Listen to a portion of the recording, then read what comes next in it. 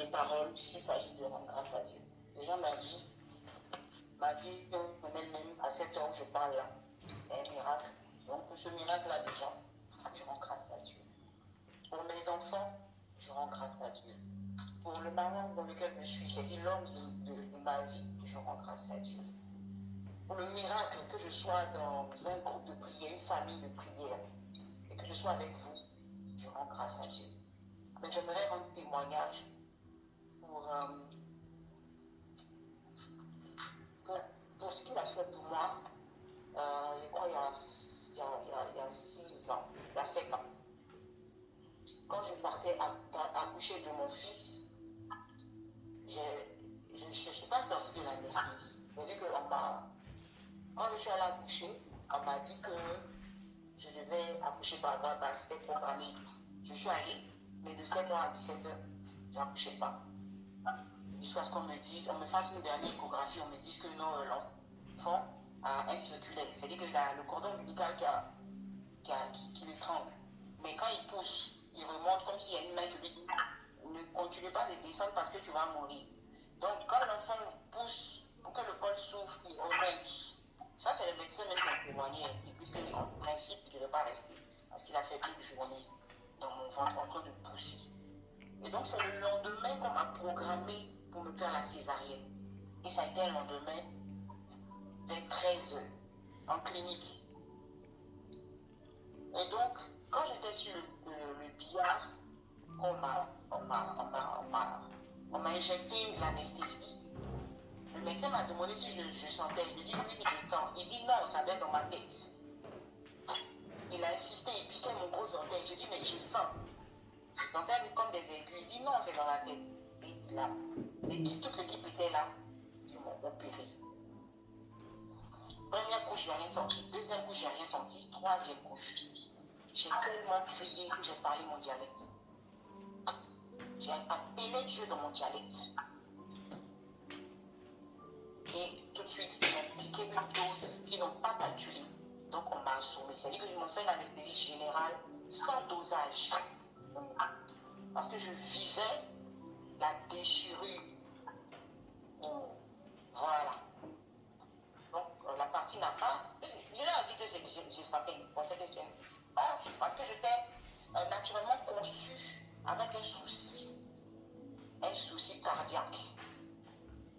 C'est-à-dire que je suis née avec un trou dans le cœur, mais je n'ai jamais su, jusqu'à ce que je porte mes 3 enfants. Et à chaque fois qu'on me fait des trucs comme ça, anesthésie, je ne ressors pas de là. Donc ils m'ont assommé. C'est 3 jours après que je peux ouvrir les yeux, mais sans que je sois consciente. C'est une clinique, et ce n'est pas un petit hôpital qui dit que les médecins ne sont pas compétents. Il y a les appareils. Mais l'anesthésiste, là, si je partais, il allait penser que c'est lui qui m'avait tué. C'est parce que le trou la laissait passer. Où l'anesthésie devait rester, là, ça ne restait pas. Donc, je crois que c'est l'année surpassée, je ne sais pas trop. Parce que j'ai mis 5 jours, 3 jours avant d'ouvrir les yeux. On m'appelait par mon nom, chez nous, on dit c'est comme ça. Viens de là où tu es, viens. Mais quand là, priait mon nom, ma maman priait tout le temps. Mon mari, pareil, lui disait qu'il ne touche pas à l'enfant tant que je ne me réveille pas. Donc le médecin défilait dans la salle. Et j'ai pu sortir de là. Et j'ai mis 1 mois à sentir ma peau. 1 mois. Parce que j'étais formolisée. Je sentais rien. J'avais plus d'émotion, j'étais morte. Mais il y a un athlète qui est sur Internet là, qui fait cette histoire-là. Ça fait 30 ans qu'il est dedans. Il est devenu une longue humaine. Sa femme qui le nettoie. Ça fait que j'ai fait des recherches sur ce que j'ai vécu là. J'aurais pu vivre ça. Mais Dieu n'a pas voulu. Dieu n'a pas voulu que je sois dans ça. Malgré ce handicap que j'avais dans le cœur. Et donc, j'ai commencé à me sentir mal. Je crois qu'il y a 2 ans, je me suis dit, papa peut m'aider. Parce que je l'ai vu que j'ai contacté quand je ne me sentais pas bien. J'ai parlé par une amie qui m'a parlé de lui. Elle dit, écoute, expose ton souci de santé à mon père spirituel parce qu'il pourra prier pour toi. Et Dieu va se glorifier. Donc voilà, je me réveillais le matin avec des crampes, les mains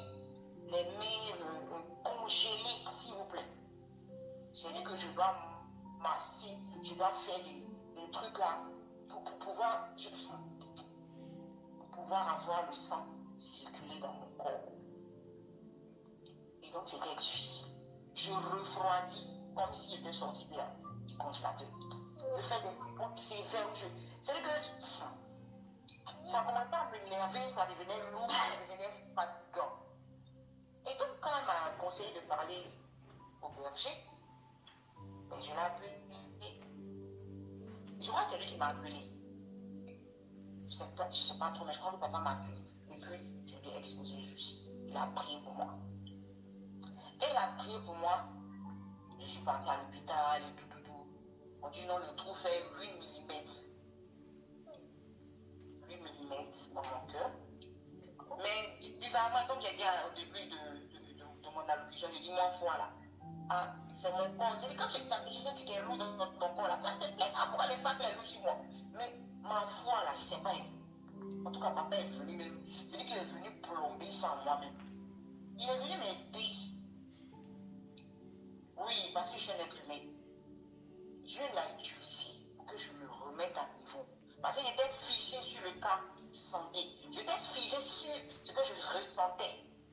Je n'étais pas figé au résultat. C'est-à-dire qu'à la victoire sur cette maladie. Mais je méditais dessus. Ah, mais pourquoi est-ce qu'il est mal ici? Pourquoi est-ce que les sens? J'étais dedans. Moi, je l'ai sorti de là. Et donc, il m'a aidé, il a prié. Et je suis partie refaire mes analyses et tout. On devait me placer un truc là, je ne sais pas, dans le cœur. Les médecins sont en train de discuter. Non. Jusqu'à ce que le trou se réduise à 5 mm. C'est passé de 8 à 5. Et donc, je crois il y a 2 semaines, je suis allée voir encore le cardio. Elle me fait l'écho-doppler, c'est-à-dire l'échographie du cœur, à la clinique Farah, ceux qui connaissent la clinique. Et elle ne dit rien. Je précise qu'elle est cardio-pédiatre, c'est-à-dire que ce que j'ai a fait pour les bébés. Voilà. Et quand tu grandis, ça se ferme. Pour moi, ça ne s'est pas fermé. Et le médecin m'a dit, tu as 10 ans à vivre parce que chaque fois, tu vas perdre du souffle. Chaque fois, tu vas t'essouffler. Si elle ne donne pas l'accord pour qu'on ferme le trou là, parce qu'elle a dit, je peux vivre avec. Lui, il dit non, on doit me fermer ça. Que ça en 5 minutes, on le fait cliniquement. Mais bon, je n'ai jamais reçu l'autorisation. Mais donc, comme je l'ai dit, dans 2 semaines passées, je suis partie, elle fait le coup, elle dit rien, je dis rapide-toi. J'ai dit, mais aujourd'hui là, ça va parler du trou là. Ah, mais je n'ai pas dit de tout, hein. Il faut te me déshabiller. Donc on a fait du coup. Et quand on a refait le coup, elle dit, on ne fera toujours pas. Elle a appelé notre médecin. Le médecin dit, mais tu veux quoi la dame? Aïe, si c'est ça, ça se referme, non. Elles ont discuté au téléphone. Et puis celle qui était devant moi, le médecin qui me suit, a commencé à rire. Et puis elle a dû au voir à son interview. C'est parce qu'elle voulait qu'on me fasse passer une sonde à la gorge, comme ceux qui font des trucs de choses là, ceux qui ont l'ulcère là, pour voir s'ils ont l'ulcère. Alors, te met un truc avec caméra. Et puis elle dit quand elle allait mettre, ils allaient mettre un liquide, s'il y a de lait, s'il y a des bulles qui sortaient, le cœur a encore. Donc la dame a dit non, tu ne fais pas ça à la place. Donc voilà. Donc le médecin dit c'est elle qui a dit Dieu ferme. Dieu a fermé ton cœur. Donc elle m'a donné de revenir à des rendez-vous. Je dis je ne vais pas. Moi je suis guérie au nom de Jésus. Donc voilà ma connexion avec le berger. J'ai été réélevé dans la foi. Le cœur a commencé à se fermer. Ça a été un processus. De 8 mm, c'est passé à 5 mm. Et donc vraiment, j'aimerais rendre grâce à Dieu. Parce que le premier médecin qui a fait le coup de plaie, il a appelé les stagiaires, il a appelé, il dit venez voir, c'est un cas qui est rare. Que moi je devais faire cas d'études à l'université. Parce que je ne devais pas vivre avec. Donc c'est la main de Dieu qui a agi. J'aimerais rendre grâce à Dieu pour ce qu'il a fait. Et pour ce qu'il a fait, pour ce qu'il fera pour moi et pour ma femme. C'était mon témoignage. témoignage pour fortifier quelqu'un pour dire que tu peux être au séjour des morts, Dieu va te faire sortir. Amen. Oui. Et Dieu, le papa, là où ta mère n'arrive pas, là, c'est là que lui s'amène. Et papa a dit une chose pour le témoignage de la sœur qui a passé le permis. Je voulais lui dire merci parce que ça m'a redonné encore de la rajouter à ma foi. Il dit, elle a fait des erreurs, mais elle était dans la joie. Moi, quand on fait des erreurs, là, c'est là qu'on va commencer à douter. Je ne veux pas dire non. C'est ça que je t'avais. Non. Mais en fait, papa a